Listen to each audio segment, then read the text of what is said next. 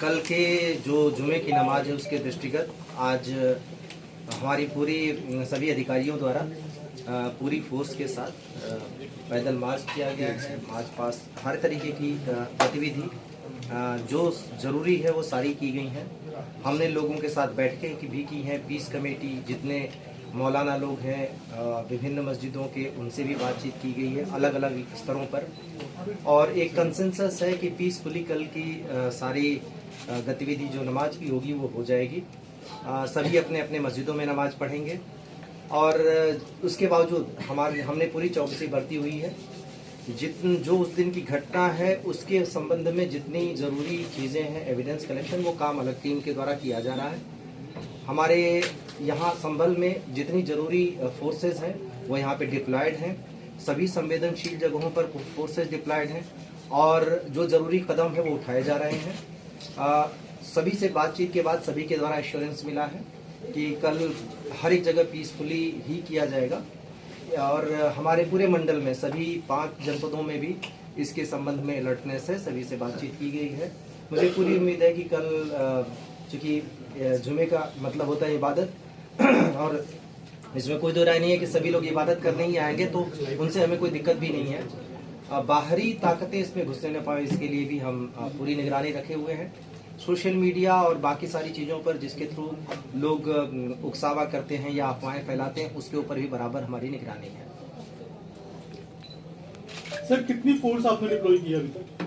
देखिए हमारे पास कुल मिला के फोर्सेस एक आरएएफ की है, 2 आरआरएफ, 13 कंपनी पीएसी, कुल मिला के 16 कंपनी बाहर से फोर्सेस हैं।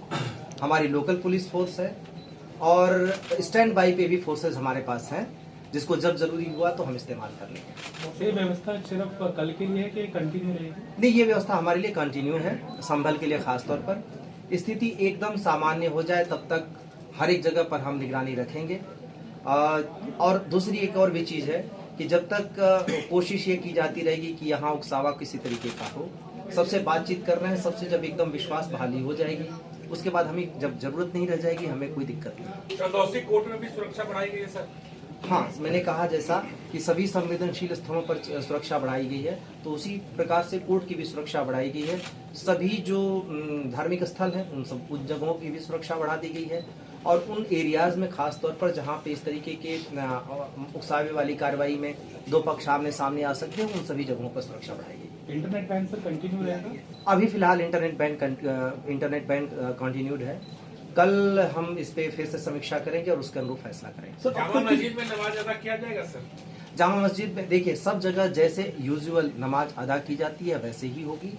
एक अपील की है, डीएम और एसपी ने बातचीत भी की है उस मस्जिद कमेटी से कि कम संख्या में लोग आवे ज़्यादा बेहतर है और क्योंकि वो एक हॉट स्पॉट है, उस जगह पे उपद्रव हुआ, बहुत सारी चीज़ें, साक्ष्य भी कलेक्शन हो रहा है, तो कई सारी चीज़ों के दृष्टिगत ये कहा गया कि अगर कम संख्या में लोग आवें और जिस पर मस्जिद कमेटी सहमत भी है, हमें कोई इस पर दिक्कत नहीं है कि लोग शांतिपूर्ण तरीके से जहाँ पे भी नमाज पढ़ते हैं वहाँ पे नमाज पढ़े। जो लोग जामा मस्जिद में नमाज पढ़ते हैं कोई दिक्कत नहीं है। सर से हर जाना वसूला जाएगा क्या? अभी हम जितना डैमेज हुआ है, जो क्षति हुई, सबका आंकलन कर रहे हैं। सर प्रशासन की तरफ से जो शाही मस्जिद है कल नमाज होनी है वहाँ पर, तो क्या कोई नमाजियों की संख्या पर कोई कैप लगाया गया है या फिर ऐसा कुछ डिसाइड किया है कमेटी की तरफ से कमेटी के साथ मिलकर कि आसपास के लोग ही आए और बाहर के लोगों को नहीं आने दिया जाएगा या वेरीफाई किया जाएगा? बाहर के लोग तो नहीं आवे तो अच्छा है, ये बेहतर है। देखिए मस्जिदों में जनरली उस जगह के लोकल लोग ही जाते हैं, बाहर के लोग तभी जाते हैं जब उनके पास कोई और विकल्प न हो। ये एक परिपाटी, एक परंपरा रही है, तो परंपरा का उल्लंघन क्यों करेंगे। हमारी ये भी कोशिश है कि वहाँ कम से कम लोग आवें, क्योंकि आप जानते हैं संवेदनशीलता उसकी बढ़ गई है। इसमें कोई दिक्कत नहीं है कि वहाँ बहुत कम संख्या में लोग इकट्ठा हों। आने वाले लोगों की जांच की जाएगी, तलाशी की जाएगी, आधार कार्ड चेक किया जाएगा सर? बिल्कुल किया जाएगा। हमने हर एक जगह संवेदनशील जगह पर 3 लेयर की सुरक्षा बैठा रखी है। जहाँ पे जरूरी हो रहा है लोगों की जांच भी कर रहे हैं।